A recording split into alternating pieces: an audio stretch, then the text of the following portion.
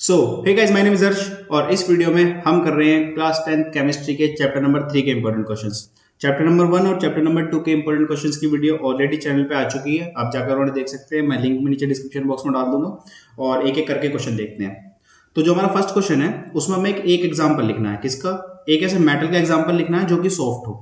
तो ना ये एक्सेप्शन वाले क्वेश्चन है कि आपने मेटल और नॉन मेटल की प्रॉपर्टीज पढ़ी होंगी और उनमें कुछ कुछ एक्सेप्शंस थे। तो जितने भी एक्सेप्शन है सारे इंपॉर्टेंट हैं। जैसे कि वन ऑफ देम ये है, देखो हमें एक मेटल का एग्जांपल लिखना है जो कि सॉफ्ट है। तो ऐसा मेटल जो कि सॉफ्ट है वो है सोडियम, है ना। तो सोडियम ये आपको पता होगा शायद। और एक ऐसा नॉन मेटल जो कि हार्डेस्ट सब्सटेंस है, तो उसका एग्जाम्पल है डायमंड। तो डायमंड एक ऐसा नॉन मेटेलिक सब्सटेंस है जो कि हार्डेस्ट है। ठीक है, पहला क्वेश्चन हो गया हमारा। सेकंड क्वेश्चन देखते हैं, a metal and a non metal which exist as liquid at room temperature. तो हमें ऐसे मेटल और ऐसे नॉन मेटल का एग्जांपल लिखना है जो कि लिक्विड हो रूम टेम्परेचर पे। तो ऐसा मेटल जो रूम टेम्परेचर पर लिक्विड रहता है वो है हमारा मरकरी, ये आपको याद रखना है एग्जाम्पल। और एक ऐसा नॉन मेटल जो कि रूम टेम्परेचर पर लिक्विड फॉर्म में रहता है वो है ब्रोमीन। तो ये दोनों एग्जांपल आपको याद रखने हैं। ठीक है, एक मेटल नॉन मेटल हो गया और ये एग्जांपल हो गया। ठीक है, अगला क्वेश्चन देखते हैं। अगला क्वेश्चन है, right electron dot diagram of chlorine atomic number 17 and calcium atomic number 20। हमें इनका इलेक्ट्रॉन डॉट डायग्राम लिखना है और साथ में हमें कैल्शियम क्लोराइड बना के दिखाना है। ठीक है, तो इलेक्ट्रॉन डॉट डायग्राम का क्वेश्चन पक्का आएगा आपके एग्जामिनेशन में, तो आपको इलेक्ट्रॉन डॉट डायग्राम ड्रॉ करना आना चाहिए। ठीक है, तो मैं आपको बताता हूँ किस तरह से ड्रॉ करते हैं हम इलेक्ट्रॉन डॉट डायग्राम। पहले हम क्लोरीन का ड्रॉ करते हैं। क्लोरीन का हमें एटॉमिक नंबर दिया हुआ है 17। ठीक है, 17 ही होता है, ये आपको 20 तक याद भी होने चाहिए। ओके, सबसे पहले हमें इसमें करना होता है इलेक्ट्रॉनिक कॉन्फ़िगरेशन। अगर आपको इलेक्ट्रॉनिक कॉन्फ़िगरेशन करना नहीं आता तो मैं आपको बता देता हूँ कि ऐसे करते हैं। फर्स्ट सेल में 2 इलेक्ट्रॉन भरते हैं, अगली में 8, फिर 8 और फिर 18, इस तरह से भरते हैं। ठीक है, तो अगर मैं Cl का करूँ तो फर्स्ट सेल में 2 फिर 8, कितने का हो गए मेरे 18, और यहाँ पे एटॉमिक नंबर 17 है, यानी कि कितने बचे 7। तो लास्ट साइड में सिर्फ और सिर्फ 7 आ जाएंगे।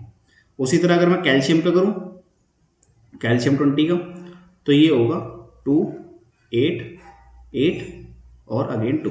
ठीक है, अब हमें इलेक्ट्रॉन डॉट डायग्राम में सिर्फ और सिर्फ वैलेंस सेल यानी कि जो लास्ट वाली शेल होती है ना उसके ही इलेक्ट्रॉन दिखाने होते हैं। तो इसकी लास्ट सेल में, क्लोरीन की लास्ट सेल में इलेक्ट्रॉन है 7 और यहाँ पर है 2। तो क्लोरीन का जो इलेक्ट्रॉन डॉट डायग्राम में रिप्रेजेंट करूंगा वो करूंगा कुछ इस तरह, Cl 2, 4, 6 और एक 7। और अगर कैल्शियम का मुझे इलेक्ट्रॉन डॉट डायग्राम बनाना है तो कैल्शियम का यहाँ पे मैंने डॉट से दिखाया इलेक्ट्रॉन को, यहाँ पे मैं क्रॉस से दिखा देता हूँ। तो इसके लास्ट साइड में सिर्फ और सिर्फ 2 इलेक्ट्रॉन है तो मैंने 2 क्रॉस लगा दिए। अब मुझे बनाना है इन दोनों की मदद से एक कंपाउंड जो कि है कैल्शियम क्लोराइड। ठीक है, तो अगर आपको कैल्शियम क्लोराइड का फॉर्मूला नहीं पता तो आप कैसे करोगे वो देख लेते हैं। देखो अब यहाँ पर 7 इलेक्ट्रॉन है ना, और हमें पता है हमें हर एलिमेंट का क्या पूरा करना होता है, ऑक्टेट। तो ऑक्टेट पूरा करने के लिए से कितने इलेक्ट्रॉन चाहिए, सिर्फ और सिर्फ 1 इलेक्ट्रॉन। और इस वाले को ऑक्टेट पूरा करने के लिए कितने इलेक्ट्रॉन चाहिए। अब आप देखो इस वाले केस में क्या है, या तो ये 6 इलेक्ट्रॉन इसे मिल जाए या ये अपने 2 इलेक्ट्रॉन डोनेट कर दे, तब भी ऑक्टेट पूरा कर सकता है क्योंकि इस अगली शेल में 8 इलेक्ट्रॉन है। तो या तो ये 2 डोनेट कर दे या ऐसे कहीं से 6 मिल जाए। 6 मिलना तो बहुत डिफिकल्ट है, इसलिए ये अपने जो दोनों इलेक्ट्रॉन है डोनेट करेगा। तो ये अपने 2 इलेक्ट्रॉन डोनेट करेगा। अब इसे तो चाहिए 1, लेकिन ये दे रहा है 2, तो वैसी बात है ये 2 कैल्शियम, 1 क्लोरीन, 1 कैल्शियम 1 क्लोरीन को इलेक्ट्रॉन दे दे और 1 और क्लोरीन को इलेक्ट्रॉन दे दे। तो इस तरह से हम इनका वो बनाएंगे कैल्शियम क्लोराइड। तो क्या हो रहा है कि कैल्शियम है, इसके आउटर मोस्ट शेल में 2 इलेक्ट्रॉन है, 1 क्लोरीन आया जिसे सिर्फ 1 ही इलेक्ट्रॉन चाहिए, 1 और क्लोरीन है जिसे सिर्फ 1 इलेक्ट्रॉन चाहिए। तो होगा ये 7 इलेक्ट्रॉन, ये 7 इलेक्ट्रॉन। तो 1 इलेक्ट्रॉन यहाँ मिल गया और 1 इलेक्ट्रॉन इसने से दे दिया, और ये बना लेंगे कुछ इस तरह से। तो Ca पे आ जाएगा +2 चार्ज, और Cl के पास एक तो कैल्शियम का इलेक्ट्रॉन है और बाकी सारे अपने हैं। और ये हो गया, इस पर आएगा -1 चार्ज और ये हो गया 2 बार, यानी कि इसका जो फॉर्मूला बना है वो बना CaCl2। तो इस तरह से आपको इस टाइप के क्वेश्चन सोल्व करने हैं। ठीक है, तो 1-2 क्वेश्चन की और प्रैक्टिस करना इस टाइप की, और बस फिर ये आएगा क्वेश्चन। ये बहुत इंपॉर्टेंट क्वेश्चन है, इस टाइप का क्वेश्चन आएगा पेपर में। ठीक है, अगला है, identify the nature of the above compound and explain 3 physical properties of such compound. तो हमने ये कंपाउंड बनाया है CaCl2, ये किस तरह का कंपाउंड है। तो देखो जो इस तरह की बॉन्डिंग होती है ना, जिसमें हम इलेक्ट्रॉन पूरी तरह डोनेट कर देते हैं या कोई इलेक्ट्रॉन पूरी तरह गेन कर लेता है, इस टाइप के बॉन्ड को बोलते हैं हम आयनिक बॉन्ड। ठीक है, और इस तरह के जो कंपाउंड होते हैं उन्हें बोलते हैं हम आयनिक कंपाउंड। तो बेसिकली जो CaCl2 है ये एक आयनिक कंपाउंड है। और आयनिक कंपाउंड की आपको 3 प्रॉपर्टीज लिखनी है, तो वो मैं बता देता हूँ। आयनिक कंपाउंड की 3 प्रॉपर्टीज हैं। एक है कि ये हार्ड होते हैं, है ना, आयनिक कंपाउंड जनरली बहुत ज्यादा हार्ड होते हैं और सॉलिड होते हैं, मतलब हार्ड और सॉलिड होते हैं, ठीक है। अगली इसकी प्रॉपर्टी है कि इनका जो मेल्टिंग और बॉइलिंग पॉइंट होता है, मेल्टिंग पॉइंट और इनका बॉइलिंग पॉइंट ये वेरी हाई होता है, मेल्टिंग और बॉइलिंग पॉइंट भी इनका हाई होता है। और तीसरी इनकी प्रॉपर्टी है कि ये सोल्यूबल इन वाटर, ये जनरली वाटर में सोल्यूबल होते हैं, ठीक है, सोल्यूबल इन वाटर। तो ये आयनिक कंपाउंड की 3 प्रॉपर्टीज हैं, ये आपको याद रखनी है, ठीक है। तो ये क्वेश्चन इंपॉर्टेंट था, इसे आप पक्का प्रैक्टिस करें, ठीक है। आगे चलते हैं। Define activity series of metal. तो एक्टिविटी सीरीज बेसिकली क्या होती है? एक्टिविटी सीरीज एक ऐसी सीरीज है जिसमें हमने मेटल को उनकी एक्टिविटी यानी कि वो कितना तेज से रिएक्शन करते हैं उसके अकॉर्डिंग हमने उन्हें लगा रखा है। ऊपर वाले जो मेटल होते हैं, जैसे सपोज करो एक्टिविटी सीरीज कुछ इस तरह की है ABCD, तो जो ये ऊपर वाले एलिमेंट्स हैं इनकी एक्टिविटी ज्यादा होती है और नीचे वाले की कम होती है। तो इस एक्टिविटी सीरीज बेसिकली क्या है कि एक अरेंजमेंट है एलिमेंट का जिसमें हम उनकी रिएक्टिविटी के अकॉर्डिंग उन्हें लगाते हैं। ऊपर वाले ज्यादा रिएक्टिव होते हैं, नीचे वाले कम रिएक्टिव होते हैं, ठीक है। Arrange the metal gold, copper, iron and magnesium in order to their increasing reactivity. अब देखो, अगर आपको एक्टिविटी सीरीज याद नहीं है तो आप ये वाला क्वेश्चन नहीं कर सकते, ठीक है। तो इसलिए आप याद कर लेना, एनसीईआरटी में वो पूरा एक चार्ट सा दिया हुआ है, वहां देख के उसमें 10-12 एलिमेंट है, वो सारा आप याद कर लेना। अब हमें गोल्ड, कॉपर, आयरन और मैग्नीशियम को उनकी इंक्रीजिंग ऑर्डर ऑफ रिएक्टिविटी में लगाना है। तो इनका इंक्रीजिंग ऑर्डर होगा, सबसे कम रिएक्टिव होता है AU, फिर CU, फिर Fe और सबसे ज्यादा रिएक्टिव होता है Mg। तो ये है इनका ऑर्डर ऑफ रिएक्टिविटी। तो इस टाइप का क्वेश्चन आ सकता है, यहाँ पर ये एलिमेंट दे रखे हैं, अगले क्वेश्चन में कुछ और एलिमेंट दे दे। तो इसका मेन बात क्या है कि आपको रिएक्टिविटी सीरीज लर्न करनी है, ठीक है। What will you observe when? अब हमें एक सेकंड पार्ट है इस क्वेश्चन का। Some zinc pieces are put in copper sulfate solution। तो बेसिकली क्या हो रहा है कि इसने कुछ जिंक लिया है और उसे कॉपर सल्फेट के सॉल्यूशन में डाल दिया। कॉपर सल्फेट होता है CuSO4। तो क्या होगा? अब हमें पता है कि जो Zn है ना वो ज्यादा रिएक्टिव होता है Cu से, तो ऑब्वियसली बात है Zn इसे डिस्प्लेस कर देगा इसके सॉल्ट में से और ये बना लेगा ZnSO4 प्लस Cu। अगर आपने मेरे इंपॉर्टेंट क्वेश्चन की फर्स्ट चैप्टर वाली वीडियो देखी है तो उसमें मैंने ये वाली रिएक्शन करवाई हुई थी, इंपॉर्टेंट रिएक्शन है। यहाँ पर जो CuSO4 होता है वो ब्लू कलर का होता है और जब इसमें हमने Zn मिलाया ना तो जो ZnSO4 बनता है ये कलरलेस हो जाता है। तो बेसिकली इस रिएक्शन में क्या हुआ है कि एक ब्लू कलर का सब्सटेंस कलरलेस बन गया, यानी कि उसका रंग चेंज हो गया, ठीक है। Some silver pieces are put in green coloured ferrous sulphate solution. तो मैंने कुछ क्या करा है, सम सिल्वर पीसेस, कुछ सिल्वर को मैंने डाल दिया ग्रीन कलर के फेरस सल्फेट सॉल्यूशन में। बेसिकली क्या रिएक्शन करी है कि मैंने Ag की रिएक्शन करवाई है फेरस सल्फेट यानी कि FeSO4 के साथ। तो यहाँ आपको पता होनी चाहिए कि जो Ag होता है ना वो कम रिएक्टिव होता है Fe से, यानी कि Fe ज्यादा रिएक्टिव होता है Ag से। तो इसीलिए ये जो Ag है इस Fe को डिस्प्लेस नहीं कर पाएगा और यहाँ पर कोई रिएक्शन नहीं होगी, यहाँ पर नो रिएक्शन होगी, ठीक है। तो ये भी अच्छा क्वेश्चन था और ये हमने क्वेश्चन किसके बेसिस पे करा? रिएक्टिविटी सीरीज के। अगर हमें रिएक्टिविटी सीरीज याद नहीं होगी तो हम ये बता ही नहीं सकते कि कौन किसे डिस्प्लेस करेगा। लेकिन एक बात और, जो ये वाला क्वेश्चन था Zn और CuSO4 वाला, ये इंपॉर्टेंट क्वेश्चन है, इसे जरूर आप ध्यान रखें, ठीक है। इस रिएक्शन को तो अलग से ही याद रखना है, चाहे आपको रिएक्टिविटी सीरीज याद हो चाहे ना हो, ओके। आगे चलते हैं, अगला क्वेश्चन देखते हैं अपना। अगला क्वेश्चन है name the following a metal which is preserved in kerosene. तो एक ऐसा कौन सा मेटल है जिसे हम केरोसिन में रखते हैं? अगेन सोडियम Na, है ना। अ लस्टर्ड कलर्ड नॉन मेटल, एक ऐसा नॉन मेटल जो कि लस्ट्रस हो, शाइनिंग हो। तो ये एक ही नॉन मेटल है जो कि शाइनिंग होता है, वो है आयोडीन।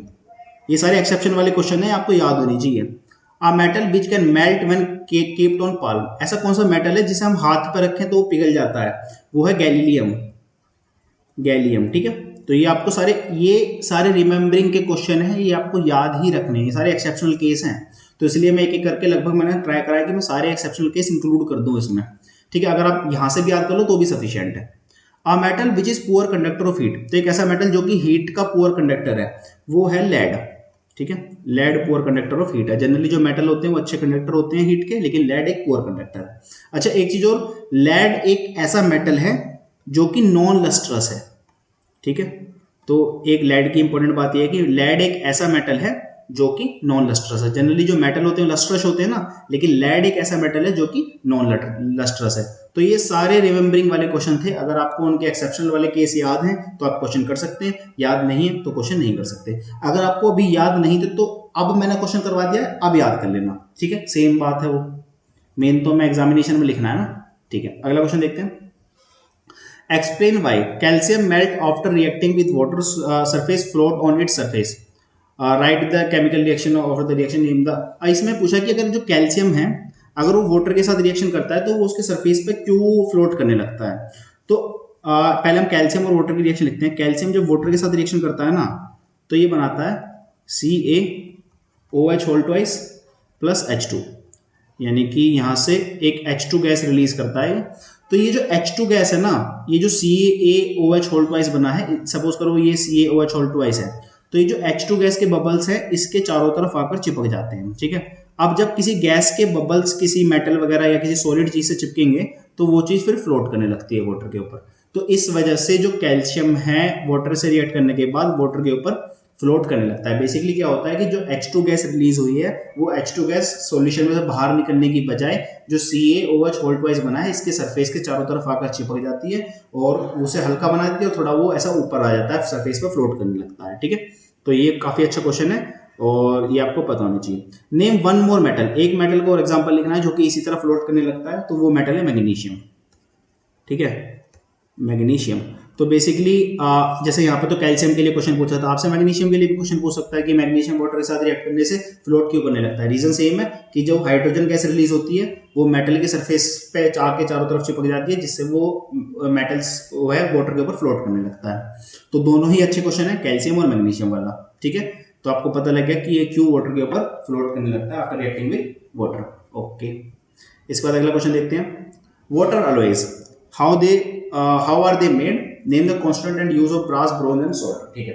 तो पहले तो अलॉयज क्या होते हैं। अलॉयज बेसिकली होमोजेनियस मिक्सचर होता है ऑफ 2 और मोर मेटल्स। तो क्या होते हैं अलॉयज, होमोजेनियस मिक्सचर ऑफ 2 और मोर मेटल्स, ठीक है। अच्छा एक चीज और, जरूरी नहीं है कि दोनों ही मेटल हो, एक नॉन मेटल भी हो सकता है। तो basically homogeneous mixture of 1 metal and 1 non metal, वो भी एलॉय होता है। तो एलॉय बनाए कैसे जाते हैं, एलॉय बनाए ऐसे जाते हैं कि पहले हम एक मेटल लेते हैं, ठीक है, सपोज करो ये मेटल है, इसे हम क्या करेंगे, इसे मेल्ट कर लेंगे, ठीक है। मेल्ट करने के बाद इसमें हम कोई दूसरा मेटल जिसके साथ हमें इसका एलॉय बनाना है वो दूसरा मेटल इसमें फिक्स मिला देंगे तो वो भी मिल जाएगा इसके अंदर, और फिर दोनों को हम दोबारा सॉलिडिफाई कर देंगे तो जो हमारा सब्सटेंस बनेगा इस बार ये एलॉय बनेगा। तो एलॉय हम कैसे बनाते हैं कि पहले हमने मेटल को पिघला लिया, उसमें दूसरा मेटल मिला दिया और फिर उसे दोबारा सॉलिडिफाई कर दिया तो हमारे एलॉय बन गए, ठीक है। अब जो इंपॉर्टेंट बात है यहाँ से कि आपको ब्रास, ब्रोंज और सोल्डर इनके आपको कॉन्स्टेंट पार्टिकल्स पता होने चाहिए। तो ब्रास के कॉन्स्टेंट पार्टिकल होते हैं कॉपर और जिंक, कॉपर एंड जिंक, ठीक है, ओके। ब्रोंज के होते हैं copper and teen, copper plus tin, तो ये आपको याद रखना है, ठीक है। और एक चीज और, सोल्डर इसके होते हैं लेड प्लस टिन, ठीक है। तो ये इनके कांस्टेंट पार्टिकल है, आपको तीनों के याद ही होने चाहिए। 3 ही हैं जनरली जो ज्यादा आते हैं, ये तीनों इस क्वेश्चन में आए गए हैं तो तीनों के आपको याद रखने। अच्छा एक चीज और, इस क्वेश्चन को पूछने का एक तरीका ये हो सकता है कि वो आपको डायरेक्ट ब्रास ना बोले, वो आपको बोल दे कि ऐसा एलॉय जो कि डेकोरेटिव आर्टिकल्स बनाने के काम आता है, तो वो कौन सा है, ब्रास। बेसिकली इनके यूजेस से ये आपसे एलॉय पूछ सकता है तो आपको इनके यूजेस भी पता होने चाहिए। तो जो ब्रास है वो डेकोरेटिव आर्टिकल बनाने के काम आता है, जो ब्रोंज है वो स्टैचूज या मेटल बनाने के, जैसे आपने ब्रोंज मेटल का नाम सुना होगा है ना कि ब्रोंज मेटल मिलता है, तो मेटल बनाने के काम आता है। जो कि शोल्डर है ये शोल्डरिंग पर्पस, मतलब जो हम वो बेल्ट वगैरह करते हैं उन पर्पसेस के लिए काम आता है, ठीक है। तो आपको इनके यूजेस भी पता होने चाहिए, ठीक है। आगे क्वेश्चन देखते हैं हम अपने। अगला क्वेश्चन है, a metal E is stored under kerosene, a small pieces of when a small pieces of it left open in air it catches fire, when the product formed is dissolved in water it turns red, lead smut to blue। तो basically कुछ चीजें बतानी है। पहले तो हमें metal बताना है ई, तो ऐसा कौन सा मेटल इसे हम कैरोसिन में रखते हैं, खुले में रख देते तो वो आग पकड़ लेता है। अभी कैरोसिन वाला ऊपर क्वेश्चन करके आया ना, तो बेसिकली कौन सा मेटल है, ई बेसिकली क्या है हमारा, सोडियम। अभी ऊपर देखा था ना कि सोडियम को हम काय में शो करते हैं, कैरोसिन में, ठीक है। अगला क्वेश्चन है, write the chemical equation of the reaction which is when it is expose to air and when the product is dissolve in water. तो पहले तो हम इसकी exposed in air, exposed in air का मतलब होता है कि हम इसकी रिएक्शन ऑक्सीजन के साथ करवा रहे हैं। तो पहले हमें क्या करना है, सोडियम की रिएक्शन ऑक्सीजन के साथ करवानी है, यहां से बनेगा Na2O, ठीक है। और फिर बाद में जो ये प्रोडक्ट बना है इसकी हमें रिएक्शन करवानी है वाटर के साथ, तो Na2O की रिएक्शन हमें करवानी है वाटर के साथ और यहां से बनेगा 2NaOH, ठीक है। तो यहाँ से NaOH बन गया, बस ये क्वेश्चन सॉल्व हो गया।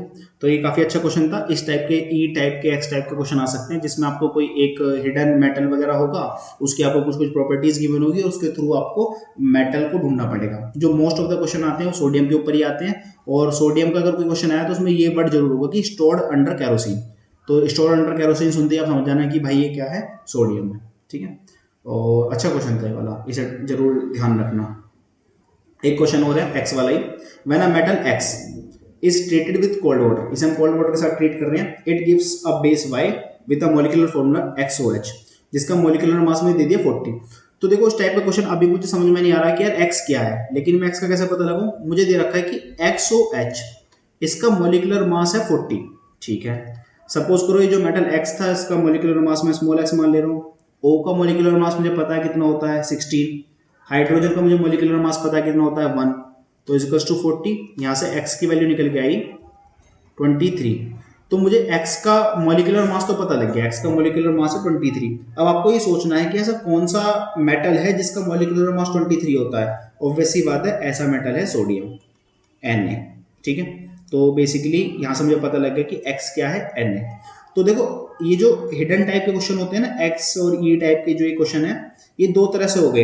एक में तो हमें प्रॉपर्टीज से हम फाइंड कर रहे हैं कि कौन सा मेटल है, और यहाँ पर हम फाइंड कर रहे हैं कि ये जो मॉलिक्यूलर मास के थ्रू हम फाइंड कर रहे हैं। तो आपको खुद सवाल से देखना है कि उसमें हम किसके थ्रू आप पहुंच सकते हो एक्स तक, ठीक है। यहाँ पर हम पहुंचे मॉलिक्यूलर मास के थ्रू, तो एक्स की वैल्यू बेसिकली क्या होगी, एक्स सोडियम हो गया।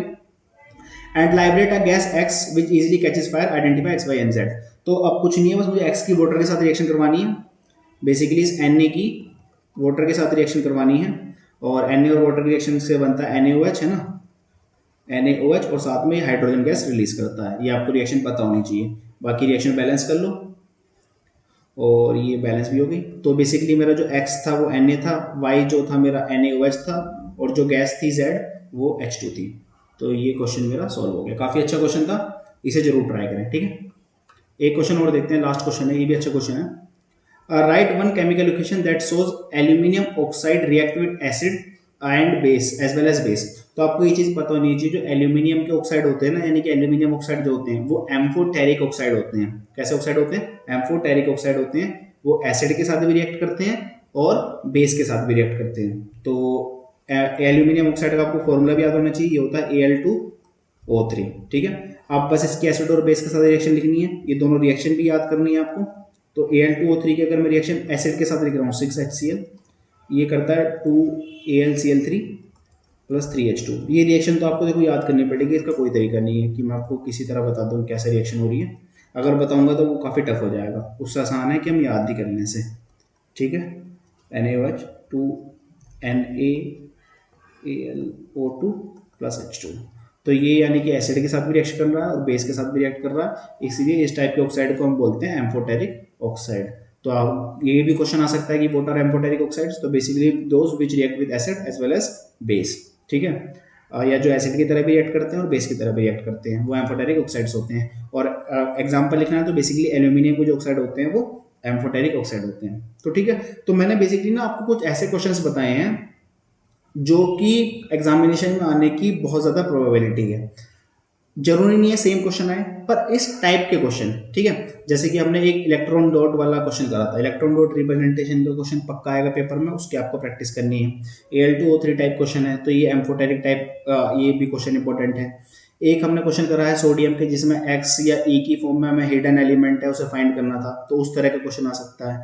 अगर हिडन मेटल का क्वेश्चन है ना, तो मोस्ट प्रोबेबल चांसेस कि उसका आंसर सोडियम ही होगा, क्योंकि ज़्यादातर क्वेश्चन सोडियम पे ही बनते हैं। पर फिर भी हम क्वेश्चन के थ्रू जाएंगे कि क्वेश्चन में क्या क्या चीज़ बताई गई है हमें, ठीक है। तो बस फिर इतनी रखते हैं इस वीडियो में। और आपको क्या करना है, आपको चैनल को सब्सक्राइब करना है, वीडियो को लाइक करना है और बहुत बहुत बहुत ज़्यादा शेयर करना है। और अगर कोई डाउट है तो नीचे कमेंट बॉक्स में डाल सकते हैं, मैं जरूर रिप्लाई करूँगा आपके डाउट का। ठीक है, टाटा बाय बाय।